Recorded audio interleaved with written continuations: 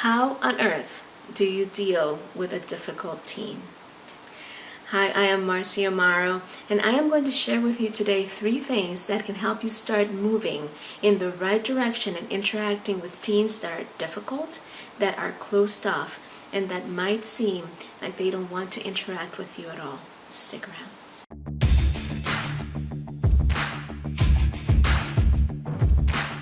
Hi, again, I am Marcia Amaro, and I'm here to give you the strategies and the tools that you need to be empowered to design a family and a life that are set for success. Today, I thought we'd take a minute to talk about the top 3 things that can help us move in the right direction to interacting with difficult teens. Now, I want to clarify before we dive into the 3 tips that this is just a starting point.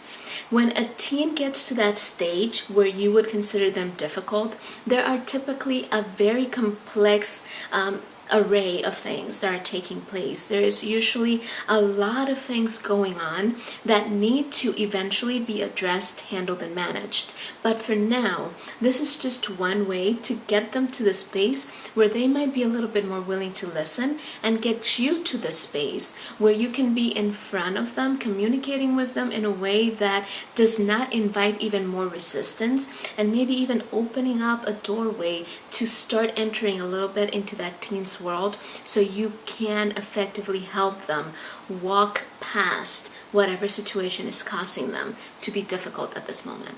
Now, it will probably come as no surprise to anybody that the first thing we need to do is check our attitude. Make sure we as the adults have the right attitude in trying to have these conversations or reach these difficult teens. Because here is the truth. As much as we might resist the idea, nobody wakes up one day and says, you know what, I am just going to be difficult. I am going to shut everybody out. I am not going to connect with anybody. I'm just going to be angry all the time and rebellious. Nobody wakes up one day and says that. There is usually a long list of things that have been happening, usually over a very prolonged period of time, that just suddenly reach that impasse, come to that space where they can no longer bubble anymore and they bubble over, right? They just get to that point where it's just, that's it. That's the straw that broke the camel's back. I'm done. This is it. So the first thing we need to do is understand that whatever this teen is acting out is probably something that they can't yet speak out. Either because they're scared of the result of talking about it, or because they feel like they're going to be judged, or because they're afraid that it's going to hurt or damage them or someone else even more. So the first thing we need to do is come into any of these interactions with the idea of positive intent in our minds, of understanding that nobody is there to purposefully harm someone else, that nobody starts out with this idea of trying to be difficult, and just coming in with your own positive intent, with your idea that you are going to move one little bitty bit closer to being able to reach this kid. You need to remain calm. So if you can't be calm, don't even try. Remove yourself from it. Tell yourself, this kid is going to attack me, yell at me, vent, and they need to do these things. And that's part of the process. That's part of the first step.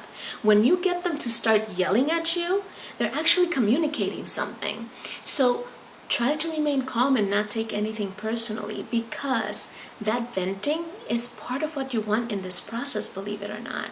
So if you can't take anything that they say and remain calm, either send someone else or don't have the conversation at that moment. Remove yourself, because you're going to do more harm than good. And make sure that whenever you do enter into these conversations, you're doing it with the expectation that something positive is going to happen at the end. Because most of the time, we get back what we expect, especially from kids and teens. Whatever expectation we have entering the conversation, they sense. And if we have this expectation that they're going to explode, guess what they're going to do? They're going to explode. And they might still do it. But you come in with the expectation that you're going to get a little bit closer. And notice what I'm saying. The expectation is not that you're going to solve the problem with this conversation, that the kid is going to turn around, and that as soon as you're done talking, you're going to have a new teen. That is not the right expectation to have. The expectation is that you're going to be able to move just one little step closer to being able to connect. That you are going to be able to open that door just a little bit more, that tiny little crevice where you're going to start to see the light on the other side, right? So the expectation of something positive happening has to be there, but it also has to be contained to the reality that you're facing.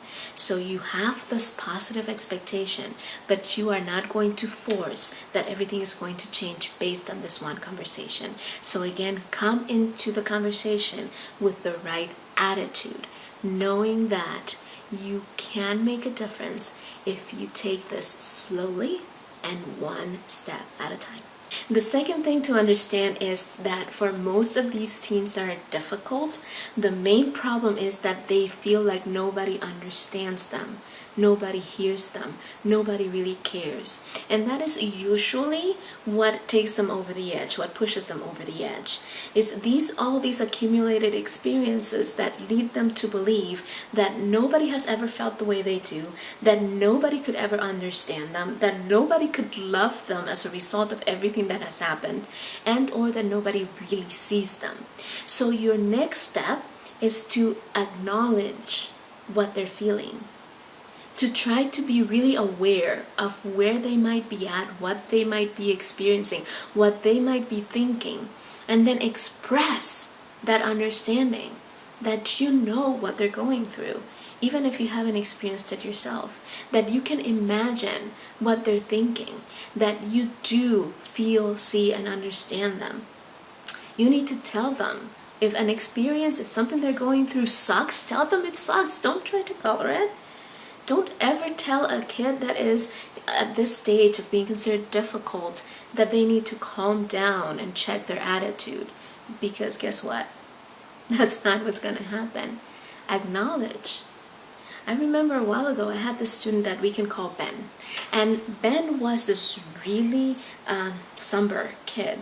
He would walk into the classroom, plop himself in a corner, put his head down, literally fall asleep, not pay attention to anything. The way he dressed, the way he portrayed himself, all were this tough guy, nobody talk to me, nobody reach out to me type of attitude. He was the picture child of the poster child of a difficult teen. And one day I realized this kid is just angry at the world. So I asked him to stick around, and the first thing I said to him was, "You're angry, aren't you?" And he just opened his eyes real wide. And he didn't respond. He didn't say yes or no. But I could see in his eyes that nobody had ever acknowledged the fact that he was angry. And the next thing I said was, "You don't have to tell me why you're angry, but I'm sure you have every right to be." He was floored. At that, he started nodding in agreement. And right then and there, I knew that door had opened a tiny bit of that crack that I needed it to open. That crevice was there. I could start to see the light on the other side. Moving forward from that conversation, I was able to reach a level of relationship with Ben that no other teacher had ever been able to do before, that his parents hadn't been able to reach before. And I didn't do that because I'm amazing. I did that because I was able to recognize and acknowledge what he was feeling at a difficult time in his life. Was Ben a difficult teen? He was acting as a difficult teen. But there was still that little kid in there that wanted to be accepted, felt seen and understood. And once I was able to identify that feeling and call it out, it allowed him to open up and start expressing the things that led to that anger so that he could start the long and drawn out process of healing. Dealing with difficult teens is tough.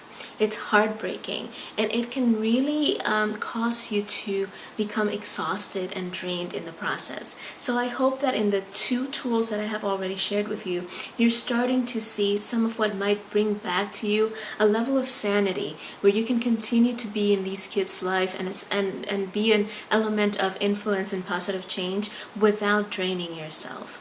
But before we move on to the 3rd element, I would like to invite you to subscribe to my YouTube channel and turn on the notifications. I come on here at least twice a week with new strategies, tools, and tips to help you design a family and a life that is set for success. And the last thing in dealing with difficult teens is, and this is really difficult for most of us, including myself, we need to suspend and eliminate all judgment. And we need to refrain from any extreme reactions to anything they tell us.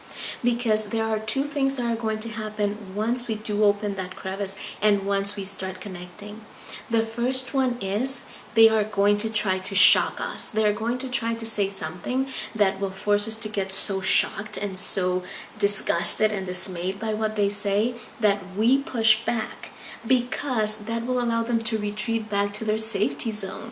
Once they see that we're starting to reach in, that we're starting to make a way, that we're moving so close that we are in danger of actually reaching them, they are going to try to build that wall up again, because that is their coping skill, that is their safety, that is where they feel like they can't be hurt anymore.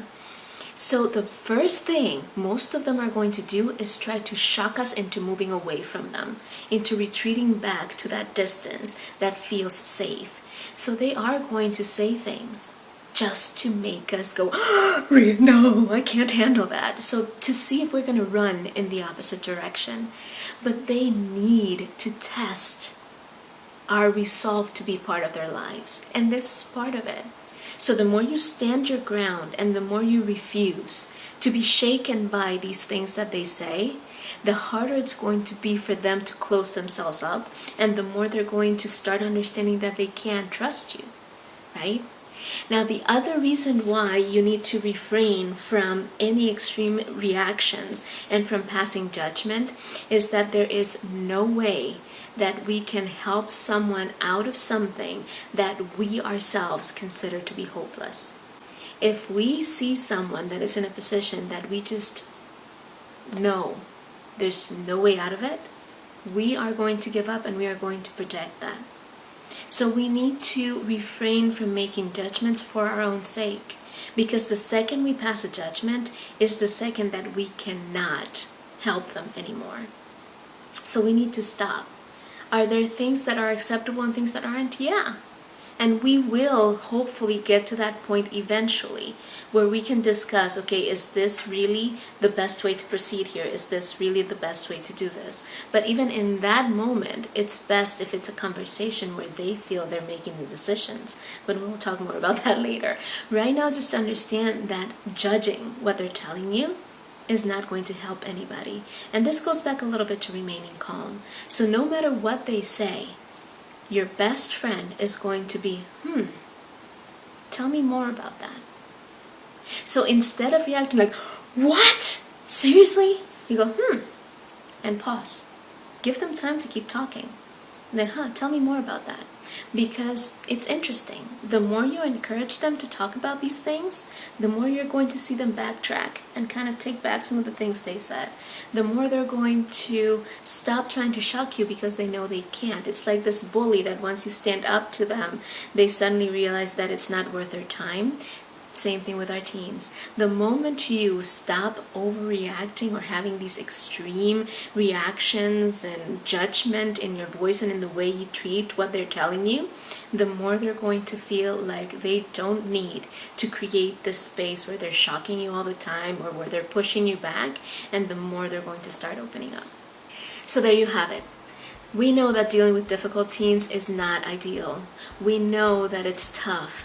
And we anticipate that most of our teens are going to go through some things and some elements in our lives that are going to cause them to close off. And you can use this with any situation in which anybody, adult, teen, or otherwise, is going through a difficult time. Hopefully, you won't have to deal with anything extreme. But I hope that these tools will help you move one step closer to regaining that connection and helping yourself and your team move to a safer and more positive space.